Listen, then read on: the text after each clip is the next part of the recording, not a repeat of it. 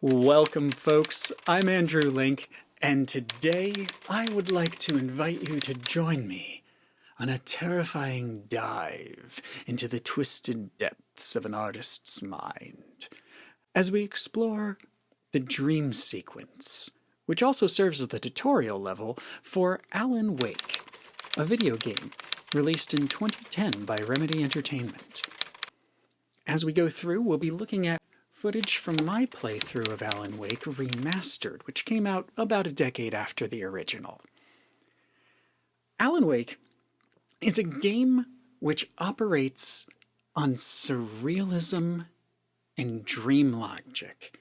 It uses some occasionally heavy-handed metaphors for light and darkness, good and evil, and it does a lot of experimental things to try and externalize that internal conflict, which is felt not just by the titular character, Alan Wake, but by many authors and artists, myself included. Glancing briefly at the title card, note that the title of Alan Wake starts off the multi-layered storytelling. You see, we have the name of the character. The character himself forms the negative space inside the A of his last name. And note how Alan is holding a flashlight and pointing that flashlight around. He is actively using light to illuminate his surroundings. And while he does have a revolver, he holds it pointed down. The opening cinematic begins with a flyover of Cauldron Lake and Bright Falls that starts with Alan narrating. Stephen King once wrote, that nightmares exist outside of logic, and there's little fun to be had in explanations. They're antithetical to the poetry of fear. I love beginning with this Stephen King quote, in part because I love the word antithetical. It's just a fun word to say, and the meanings of it are so resonant with the remainder of this story. This quote comes from an article that Stephen King wrote called Why Hollywood Can't Do Horror. And it is rather ironic that we would quote an article in which Stephen King tears apart the tropes of Hollywood films, attempting to instill the same degree of creeping, slowly building dread that he often does in his novels. After all, Stephen King is one of those writers who will often take a character that is well defined in his head and put them into a situation which is full of mysteries. And without over-explaining, without defining everything, he'll follow those characters through the story. One of his classic novels, The Stand, includes a moment where many of the major characters we have been following through the story are suddenly killed off. And if you read Stephen King's autobiographical book on writing, it turns out that he actually killed off those characters because he was stuck in the story. He's not one of those writers who tends to do a full outline ahead of time. He'll take the characters and follow their internal logic as they interact with a situation that he has dreamed up. And as the characters in the situation, and frequently the monsters, interact with each other, that is where the poetry of fear emerges in a Stephen King story. Alan goes on to explain that in a horror story, a victim keeps asking why. But there can be no explanation, and there shouldn't be one. This is a thing that we frequently debate on the internet. Should we dive in and over-explain absolutely everything, as I have begun to do here? Or should we approach a piece of media and accept it as it is? And how much explanation does an author or the showrunner of a series owe to the audience? And how much should they continue leaving questions unanswered to make the viewer engage with the story? Alan Wake himself says that the answer is to have unanswered questions, because those mysteries are what we will remember the longest. Passing through Alan's name, we find ourselves in Alan's nightmare. And the character describes to us in this voiceover, which will carry us throughout the game, how he has always had a vivid imagination. And this dream is more unsettling than many he's had before. This dream that starts with a lighthouse. It starts with this ancient symbol of safety, which is itself, ironically, only found in places of extreme danger. And as we dive into the light, having passed through Alan's name, we go into the light of the lighthouse and find ourselves on a winding mountain road as Alan Wake enters the town of Night Springs, and a large set of jaws closes around the name of the town. It's actually the shadows of the trees. This is the sort of dream logic, the sort of doubling of visual and textual metaphors that we're going to be seeing throughout the game. And in this particular instance, Night Springs is the name of a television show that Alan Wake wrote for. So we already have, before we've even completed the opening cinematic, Stephen King critiquing Hollywood. Alan Wake explaining a Stephen King quote about the lack of explanations being important to the poetry of fear, and the visual of Alan's own work being attacked by large, toothy jaws as he enters into his own work. Alan connects to us by saying that he is following a typical nightmare pattern. And in addition to the feeling of being rushed, the feeling of appearing somewhere in a dream and knowing that you have to do something, but you're not quite sure how you got there or why you need to do that thing, we also have visual storytelling. Alan is driving quickly along a winding mountain road. He passes through several pools of light before entering a dark tunnel. Light and darkness and tunnels, thresholds, places where we pass from one reality to another. And at that point, Alan runs over a hitchhiker. We can see that Alan struck the hitchhiker and that he flew back and landed roughly on the ground. We can see Alan getting out of the car and grieving in terror as he inspects the body.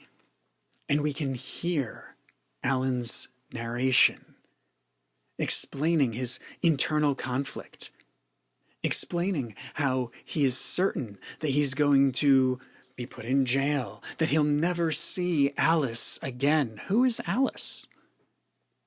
We haven't had a definition of this person yet, but we know they're important. Now, some folks have rightly critiqued this as very straightforward writing, a little bit flat even. But this is the beginning of Remedy's attempts to externalize and show the internal narrative of the character. If this was a Stephen King novel, we would probably have several pages describing the driving of the car and the striking of the hitchhiker, and perhaps even flashbacks to other times when Alan was cruel or careless. But now we're trying to take those internal elements, and instead of feeling them, and instead of writing them out on a page, we're trying to depict them quickly, in shorthand, so that we can pass through this moment and find our way to the true fear which is to come. And then the darkness rises. Alan's car loses power. The hitchhiker goes missing, and as the camera pulls back, we find Alan framed in a dark tunnel beside a damaged car, looking for a missing victim. And then we cut to the title card. As we leave the title card behind, we find ourselves in control of the character for the first time. And this is a moment of what I would consider really solid player-character coherence. We have a character who is unsteady on his feet and unsure of what's going on because he knows that he's in a dream and he knows that he has done something terrible. And as players, we've just been dropped into this story. We've got no idea where this is going to take us, and it makes sense to be playing a character who's maybe a little wobbly on his feet as we learn how to move the camera and how to navigate the scene, how to direct our character. Of course, once we learn how to move our character through the scene, once we realize that walking into the light or running to the next pool of light is going to be an important part of this gameplay experience, just as passing through a pool of light to enter a tunnel or entering a beam of light in the lighthouse was important in that cinematic. Here, we've got the question of how do we direct this player? How do we make players know where to go and what to do? And giving them control of a character who is unsteady on his feet and telling them to look up into the light and then to move to the next pool of light, it's all a wonderful moment of ludonarrative coherence, of the player and the character being completely in sync, even in their uncertainty. So how do we tell players where to go now? Well, we've got yellow lines. So many video games have yellow or white lines telling us where to jump, where to climb, where to make our way through a complex, overly cluttered environment. And in this case, we can follow the yellow and white lines, but we also have several other features that are telling us what our primary and secondary objectives are. Our first objective is displayed on screen. Look into the light, hold the button to sprint, go to the pool of light in the distance. But we also have some really beautiful level design here, as we can see not just a couple of streetlights right here. We can see that very same lighthouse turning its beam, piercing the darkness way off in the distance. So if we follow the yellow lines and go from one point of light to another, we know what to do. This is one of my favorite features of Alan Wake as a game, is the rather fantastic, usually, in-world markers of where to go. Being able to see an objective in the distance, and as we approach our objectives, also seeing realistic in-world signage. This sequence is taking place near Rain Cove Point Lighthouse. We've now had a name given to the lighthouse that we know is important to the dream, and in addition to seeing the lighthouse in the distance, we see very realistic signage, just like you might see at any state or national park, indicating where you should go to get on the hiking trail. So, following the light, following the signs, following the forced camera move that points out that the lighthouse is in the distance and pulls us towards the lighthouse literally by pulling the camera away from Alan and looking at the lighthouse, it is a strong indicator of how we should act as players. Even if it's a hint of one of the big challenges that we're about to encounter in Alan Wake as a game. You see, as we follow the signs to Rain Cove Point Lighthouse and approach the next pool of light, we suddenly find the camera pulled away from us again. It is forced into a pivot, and then it is pushed towards the hitchhiker who has reappeared over by the car, and then we have a cut to the hitchhiker's perspective, almost as if we're about to take control of him. And then we have another cut as the hitchhiker teleports right towards Alan, and we are once again given control of Alan, and now suddenly we have a navigation objective in the upper left corner of our screen, and we have, theoretically, control of our character again. But remember that here in the first 3 minutes of gameplay, we've already had a cutscene, we've practiced moving, and we've had the camera stolen away from us 5 times. As a video game, Alan Wake is attempting to do some complex storytelling.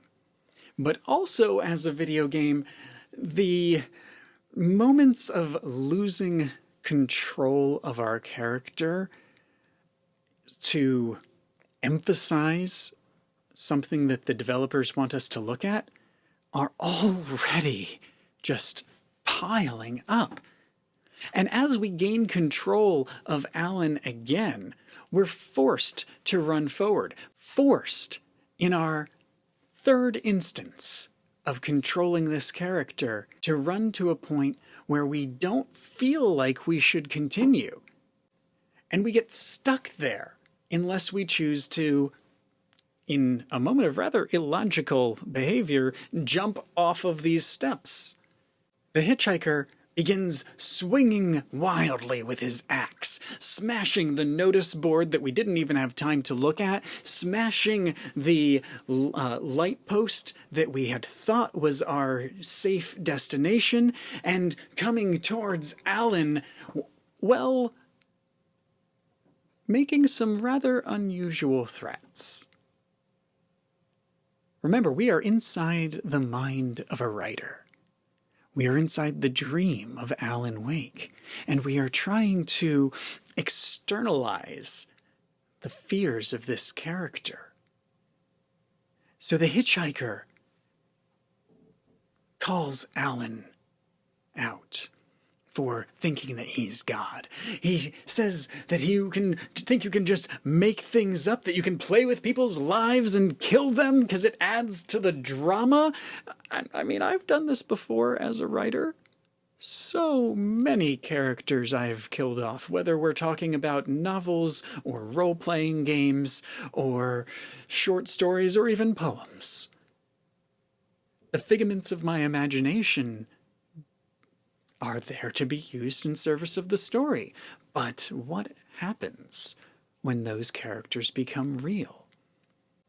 I'm frustrated by the camera moves, and I'm frustrated by us being forced to either make an unsafe jump or wait for the hitchhiker to smash the railing until the portion of boardwalk we're on collapses, and then we can finally run forward again. But there's a wonderful moment of interaction that occurs as soon as Alan falls. In the PlayStation edition of Alan Wake, we get the little press in L3 to focus prompt. You don't have to do this. You can choose to keep running, and it would make more sense to keep running, whether we're talking dream logic or real-world logic. But I love that if we want to engage more deeply with Alan Wake's fears, we can press that button.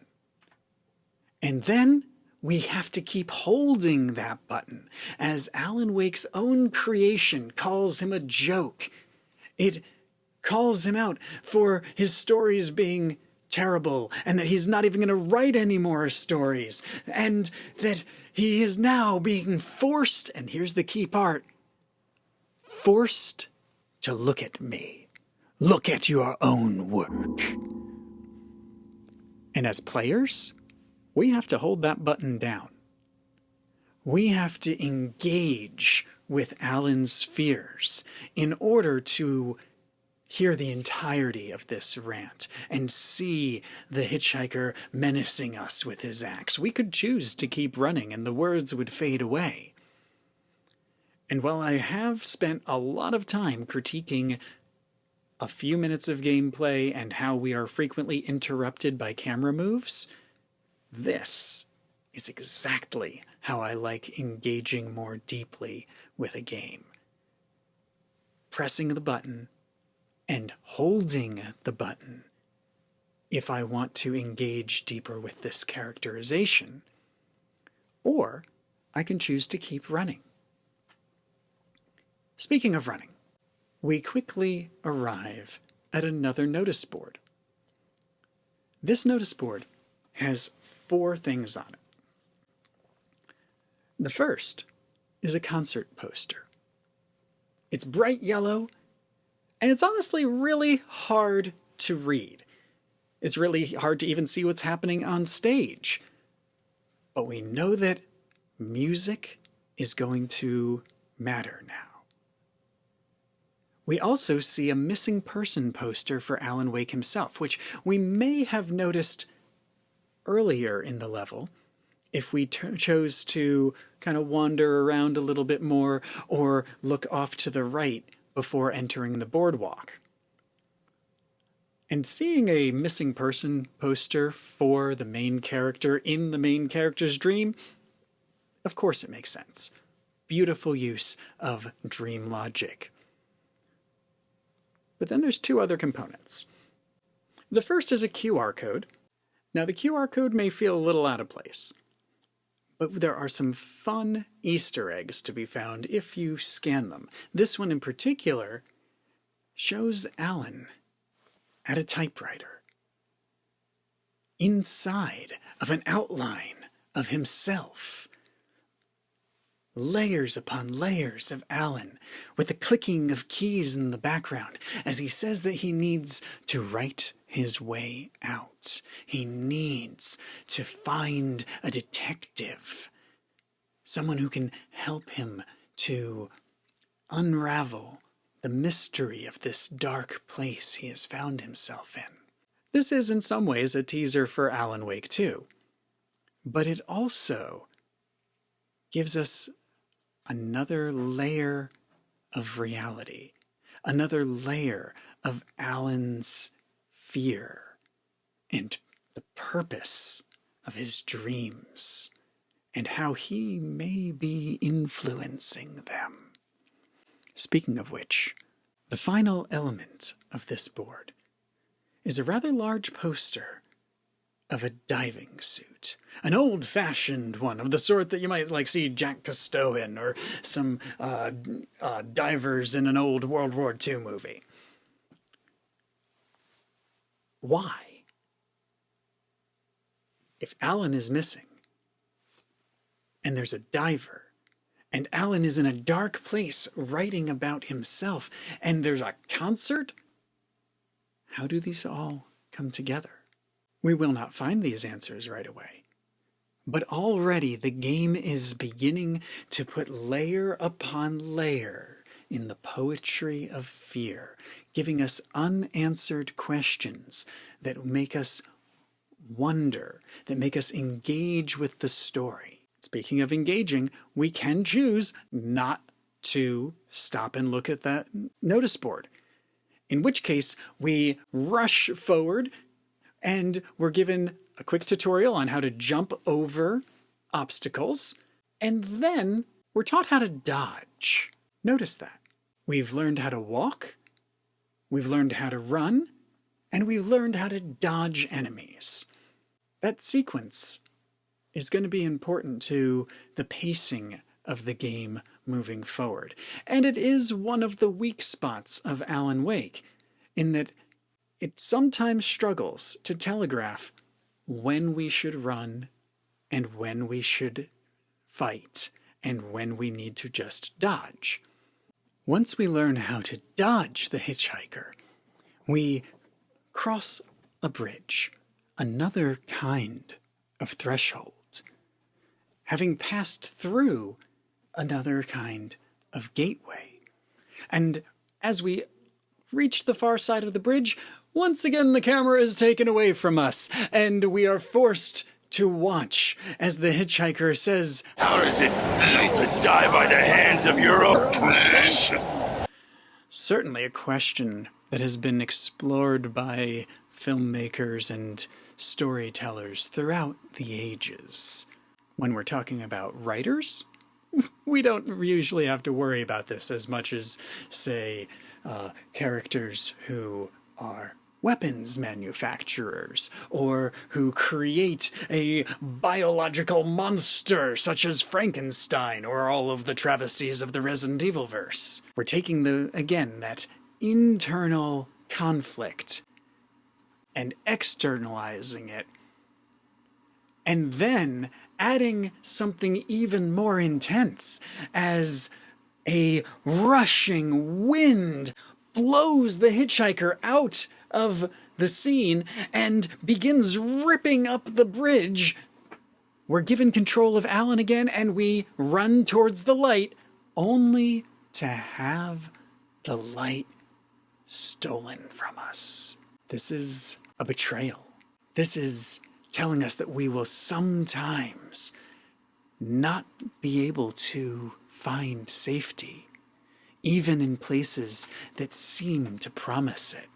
And as we rush from one light to the next, we realize that we must cross through another gateway and over a perilous bridge.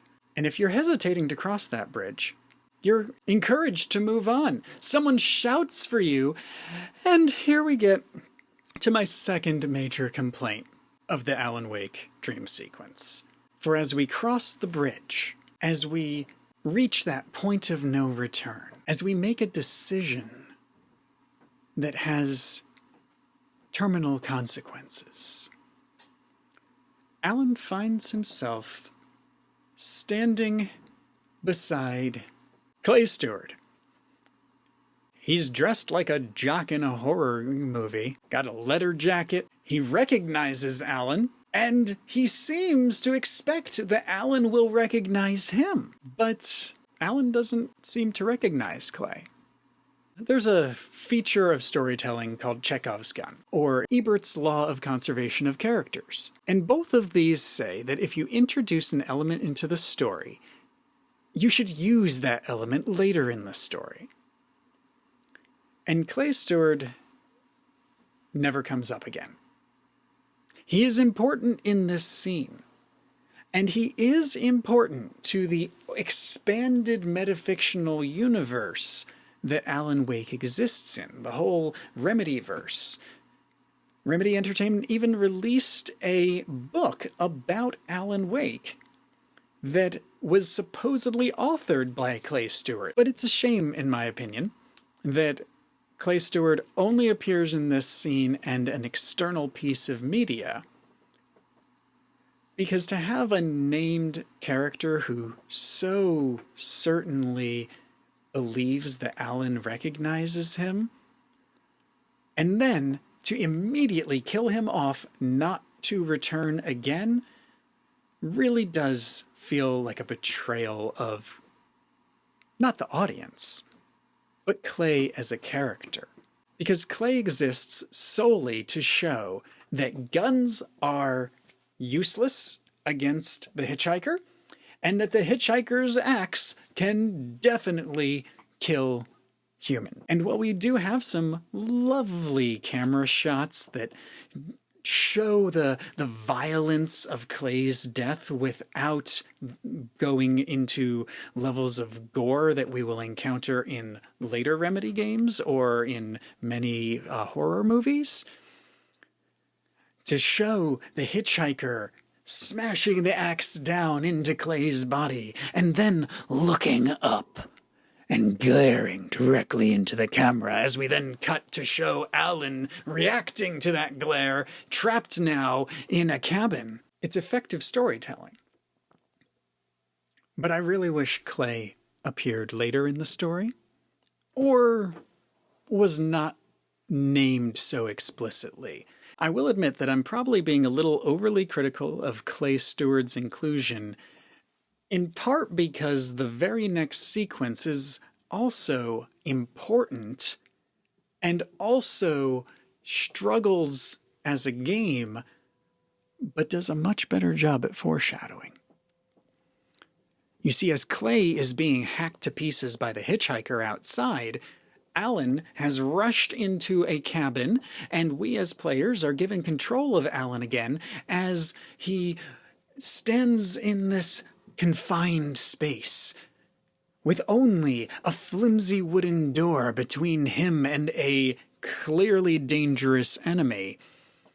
And to make it worse, there are televisions. 4 televisions scattered through this cabin, all showing a wild eye flicking back and forth as a voice chants, "Die, die, die, die!"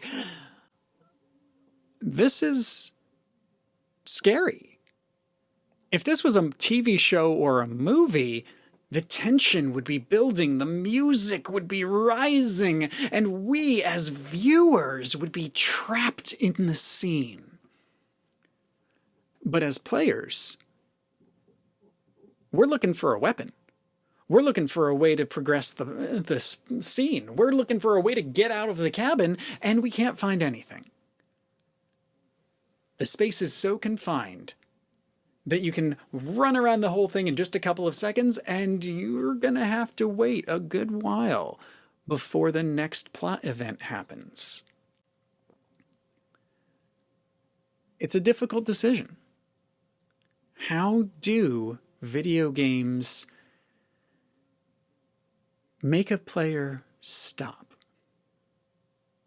How do they make us sit with our fear instead of rushing onward?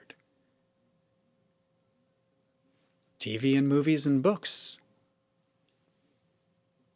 have us as a trapped audience. We are bound to the rhythm of the story that the filmmakers or authors choose. But as players, we feel like we should have agency. And so as a player who tries to immerse myself in a game and recognizes that this is supposed to be a tense moment, I find myself walking around slowly, looking at objects, feeling concern when I realize that there's no weapons and that I'm still trapped in here, and getting more and more frustrated. But I have seen other people playing this sequence, and you end up just kind of like pogoing around the room, running in circles, waiting for something to happen. Unless, unless you notice that there's a poster on the door. If we choose to linger here, there is a lot to learn. But it's difficult to get the player to stop and look and read when the whole cabin is being shaken by this dark wind that has followed the hitchhiker, and we know that the hitchhiker is just outside with an axe and probably about to smash through the door. As players, we want to engage. We want to go and grab the rocking chair that is creepily shaking back and forth and use it to fend off the hitchhiker, or maybe pick up one of the logs that has fallen off a shelf and throw it at the hitchhiker. But we can't. These are not interactive elements. And the most engaging thing that we can do is study this film poster. So let's take a moment to look at it. The diving suit should be familiar to us. And note the tagline of the movie. A terrifyingly strange dive into the dark depths of an artist's mind. The film itself is called Tom the Poet. Fun connections back there to the poetry of fear, as quoted from Stephen King. And indeed, the diver's helmet is not dark, but illuminated. It provides a pinprick of light in an ocean of darkness. And if we look a little deeper, notice the names on the poster. Thomas Zane stars as the diver. Okay, we haven't heard of Thomas Zane before, but now we know who the diver is. That could be a good clue for later. Barbara Jagger as the Dark Presence. Now that could also be fascinating and interesting and useful to learn, because we are being menaced by the Dark Presence as we wait in the cabin. Cynthia Weaver as the Lady of the Lamp. We have yet to meet Cynthia Weaver, and we haven't seen a woman holding a lamp, but light has been important. Emil Hartman as the assistant. Well, we don't know anything about an assistant or about Emil Hartman yet, but good foreshadowing. Written and directed by Thomas Zane, okay, going back to Tom the Poet, who is starring as the diver in his own film. Very kind of indie film narcissistic going on here. Could be cool. And then we get to the metafictional elements. Based on a novel by Alan Wake. We know that Alan is a writer. Now we know that we're thinking about different levels and different formats of storytelling. Be they video games, which we are playing, novels, which Alan writes, or movies, which may be based on Alan's books. The final element I'd like to point out is the production company. A Dark Place and Not a Lake production. Well, we are in a dark dream, being pursued by the dark presence. And we don't know what not a lake means yet. But we will find that out soon. Eventually, the plot proceeds with light bursting through the door, tearing it from its hinges, dissolving the wall around it, and a voice tells us to follow the light, to go into the light, to be healed by the light. We already knew that pools of light were important. As far back as when Alan drives through a pool of light and then goes into a dark tunnel and then hits a hitchhiker. But now we have learned that on a gameplay level, light will heal Alan.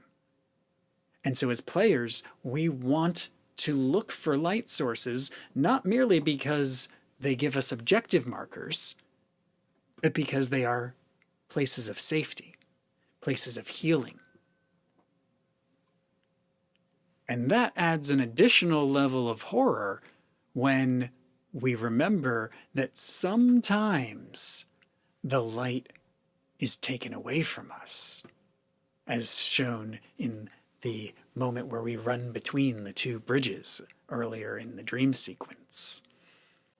The voice speaks to us from the light then, insisting that there is something we need to understand. I have something important to tell you. And we It goes cannot like this. proceed until we listen to the voice in the light, until it reads us a poem.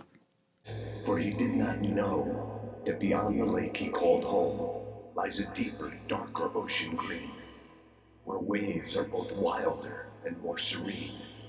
To its ports I've been. To its ports I've been. Do you understand? The voice calls to us from the light, asking us if we understand this, and what are we expected to understand at this point? If we read the poster, we know that Not a Lake is a production company. Maybe a connection there. And if we pause and think for a moment and connect our visual language with our text or spoken language, we may recall that the diver on the Tom the Poet poster seemed to be sinking into a green ocean. But what is this about ports? And why, when we are in mortal danger, are we being forced to listen to poetry? Well, to a significant degree, it's because this is a dream. And because the creators at Remedy are forcing us to understand that we need to follow the logic of a dream and the logic of words being just as important as actions. But that can be difficult to pick up on when you're also in the process of running for your life. We are going to see a practical effect of the light now, though. We have seen the light heal us, we have seen the light direct us, we have seen the light burn through a wall, and now we witness the light repairing the stairs. On a practical level, this is allowing the player to proceed after listening to the poem. But it also tells us that the light can change the dream space. That light, or at least the voice behind this light, can change reality. We have a little bit more we need to learn from this voice. It tells us that the darkness is sleeping, but it will not sleep for long. And after forcing us to study poetry and forcing us to think about the logic or illogic of dreams and how we can enter into them and change them with our words and with light, now we get to some gunplay, because now we are given a flashlight. Honestly, I'm being silly here, but I really love the flashlight and gun mechanic in Alan Wake. There are times when the enemies feel like bullet sponges. There are times when it takes way too many batteries to burn through an enemy's shields or the shields of the swarms of enemies we are set upon with. But the idea of having to burn away the protective and controlling darkness and confront our enemies as people before we can actually shoot them, That's a beautiful inversion of the statement from the hitchhiker earlier. How does it feel to be killed by your own creation? Because we are now killing our own creation that wants to kill us, but also confronting it as a person. It's at this point that the voice in the light leaves us. And he leaves us rather awkwardly. I have to say that one of my least favorite lines of dialogue in the game is how suddenly and awkwardly the voice says goodbye and says he's going to give us our dream back. Alan is given control of his dream back, and we are given control of Alan, and we progress forward, fighting a few enemies in a few situations. We can knock one of the taken off of a broken section of boardwalk, teaching us that we can use environmental features to our benefit. We see the taken appear from behind bushes. We have to juggle multiple enemies, burning through their shields, holding them back, and then shooting them before we can make it to the next safe point. And at this next point of light is also where we receive the flare gun. Oh, is the flare gun fun to fight with, y'all. We don't get nearly enough flare guns, and that's because this is not supposed to be an action game. This is a survival horror game, and the flare gun itself is so fun to fight with. The flare gun burns through the shields of any enemies caught in its burst radius, and then destroys them with the explosion of the flare. It's a nice 2-for-1 shot that can take out an entire set of enemies.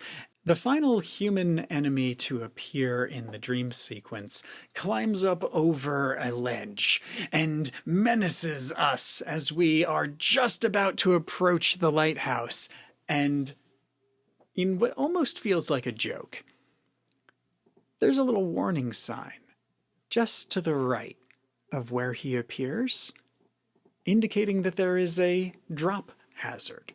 Having another enemy appear who we can fully dispatch, not merely delay, but fully destroy by shining the light on him and making him stumble backwards and fall off the cliff, is a wonderful way of demonstrating to the player and letting the player naturally discover that you can destroy enemies through environmental effects.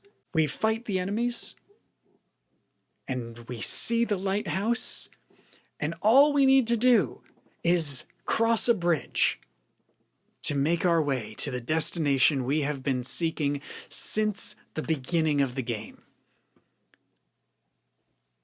I want to draw your attention to one more thing, though, before we get to the lighthouse. And that is that there is a giant billboard with 2 big lights shining on it that says, Alan Wake, The Sudden Stop. Once again, we have a reference to a piece of work that Alan has apparently written. Alan is a character in a survival horror game, but he's also a writer. He creates worlds and inhabits them in his own mind. We see this sudden stop appear in the dream as we get a hint that perhaps Alan has stopped somewhere in his life. And this dark presence destroys the lights illuminating Alan Wake's name, and lifts up trees and cars and chunks of the building and begins hurling them at Alan as we rush across the bridge to the lighthouse. It's at this point that I will mention a rule of 3. 3 cars fall. We have also multiple times fought sets of 3 enemies. And that feature of having to do a thing 3 times again and again and again and again, That can get kind of repetitive. From a narrative point, though, we have now reached the lighthouse. We have reached the destination that we knew we had to get to from the very beginning of the dream. This should be a place of safety. But remember what we said at the beginning.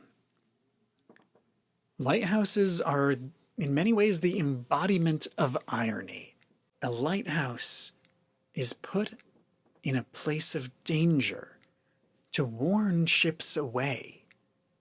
A lighthouse is put in a remote location, and often in both real life and in stories, populated by people who lead a hard existence, struggling to survive in bitter weather in order to keep the light burning and keep ships away from the rocks.